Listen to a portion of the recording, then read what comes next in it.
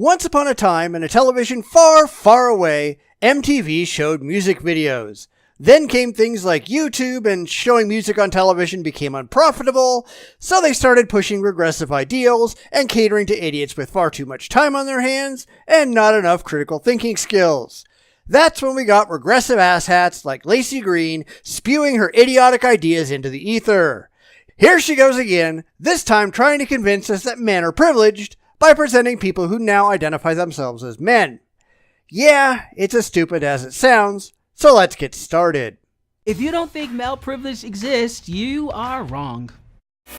That would only be the case if you could objectively demonstrate that there's any such thing as male privilege.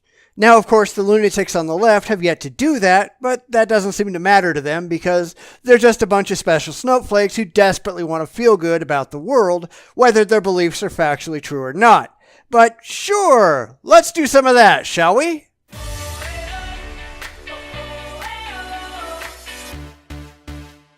Gender bias is often ignored because it seems invisible and subjective to those who benefit from it. It just doesn't exist by any objective standard. Now, you'd have to define what you mean by male privilege and then show that all males within whatever society or group that you're talking about actually have that privilege simply because they're male. And that's not something you've managed to do. But trans men have experienced both sides of the gender-divided society, so I'm gonna let them explain male privilege in their own words. But they really haven't, though. I mean, they've lived on both sides, but that doesn't mean they have experienced what it's actually like to be a man, or to grow up male, or to experience the biological reality of being male. Now, they certainly have a unique perspective, but it's not the male perspective. Male privilege is the bullshit idea that men are better than anybody else. And I can't think of anybody that actually says that. I mean, society certainly doesn't take that position in any demonstrable way. In fact, if anything, society treats women as more important. They're more protected, they're more catered to, and legally they get rights that men simply do not have.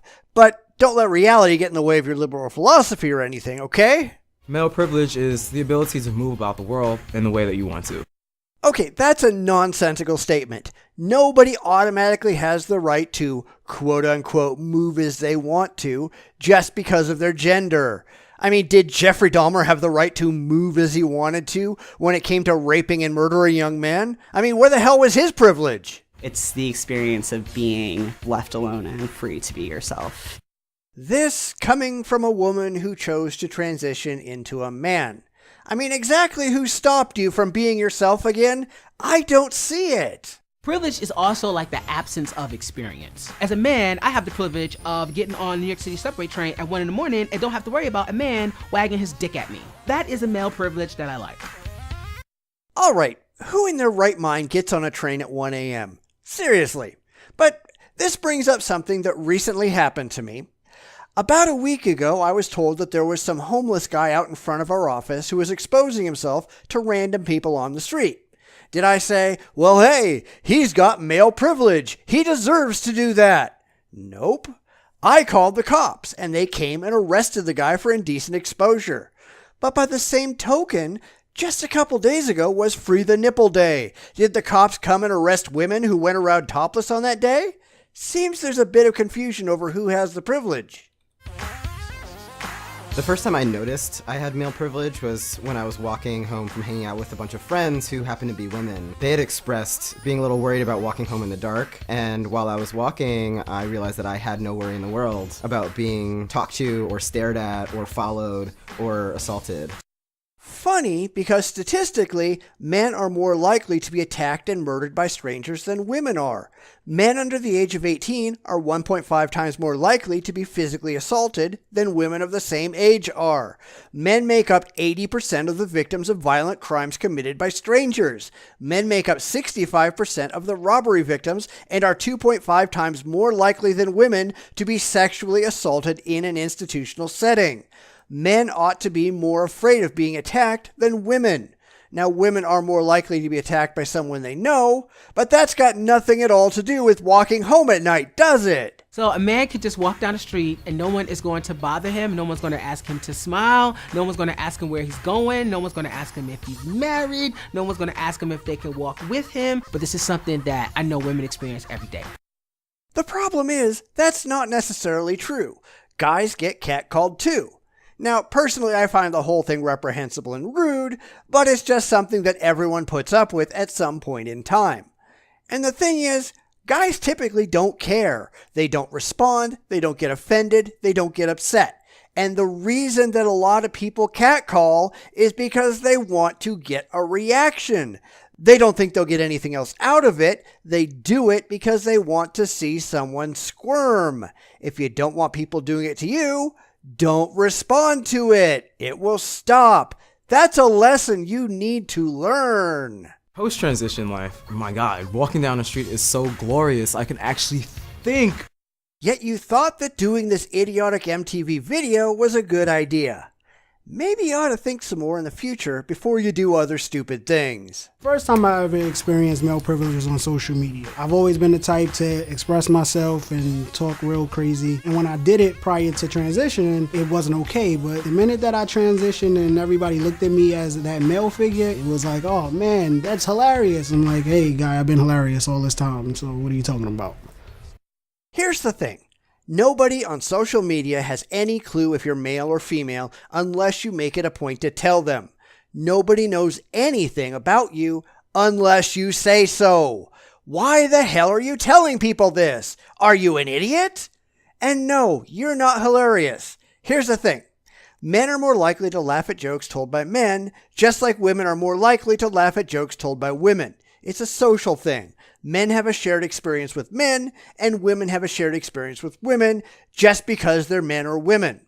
Now, you might get some polite laughter from men towards women and women towards men because they think that's what they're supposed to do, but in general, there are different forms of humor going on. Why haven't you figured this out yet? An unexpected aspect of male privilege for me was being taken way more seriously than I was before, and it's funny because I have all the same ideas, still thinking about the same things, and yet sometimes I would literally just be talked over or laughed at. Now people will often quiet down. Now, I can't say anything about your particular experience, but men, especially in the workplace, tend to be more vocal than women, thus men get their ideas heard where women do not. Women, and this is largely socialization, keep quiet and don't speak up, whereas men just say what they're going to say. It really doesn't have anything to do about the quality of the ideas, it's the presentation. And having experienced that from both sides of the spectrum, as female and male, I call bullshit on that right now. I call bullshit on that too. It all depends on how you act, not on what you are. Male privilege and sexism isn't just a problem for women, but it's also about liberating ourselves. Masculinity is very diverse. Masculinity is what it is to you. You don't have to be a brute. You don't have to be an athlete. And my masculinity looks like a man who likes puppies and babies. And there's nothing wrong with that. No, there's nothing wrong with that. Nobody cares. Yet, while you're sitting there saying that masculinity is diverse, you're also accusing all men of having male privilege. Maybe you need to go rethink that a little bit.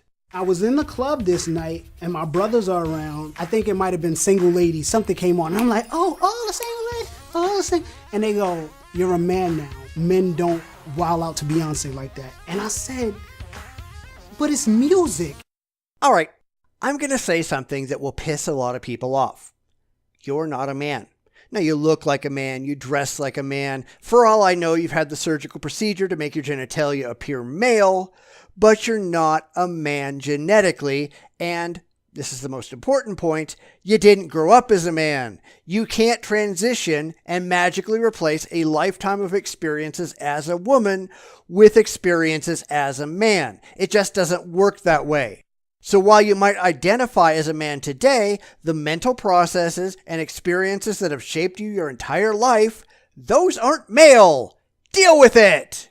There's no one way to be a man. There's a spectrum of masculinity, and just be chill. Wait a minute. If there's no one way to be a man, then how can you generalize and say that all men, just because they're men, have privilege? Are you even listening to yourselves? If a guy wants to really understand male privilege and understand what it is, talk to women. And how would women know anything about male privilege? They are, by definition, outside observers. That's like saying if you want to know what it's like to be pregnant, ask a man. Huh? Step back, listen to what other people are going through, ask them what they're going through, and I think you'll see that the world doesn't run exactly the way you think it does. Then why don't you take that advice? Instead of simply generalizing that all men have privilege just because they're men, why don't you actually go talk to some men? Because I'm pretty sure they're not going to agree with you. Not unless there's some SJW white knights trying to get laid.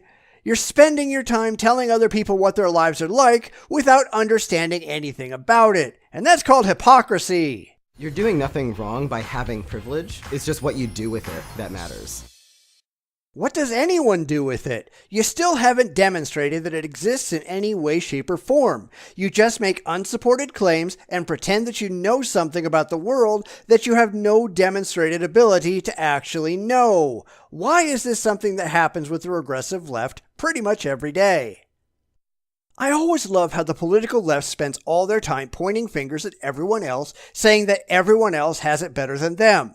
Well, maybe if they got off their asses and actually put in some effort, they wouldn't be in the sad state of affairs that they often find themselves in. Most people get where they get, not because they're secret members of some old boy network, but because they work hard and earn their way. Maybe you people ought to give that a shot. It does work, believe it or not, if you stop feeling sorry for yourself and realize that you are responsible for your own success or failure. There is no male privilege. Trying to build up women based on an irrational belief that there is only demeans the ability of women to make it on their own with their own efforts. But hey, you don't care about that. Hard work is hard. It's easier to have your hand out and act like the world owes you stuff. Sorry, I'm personally not impressed.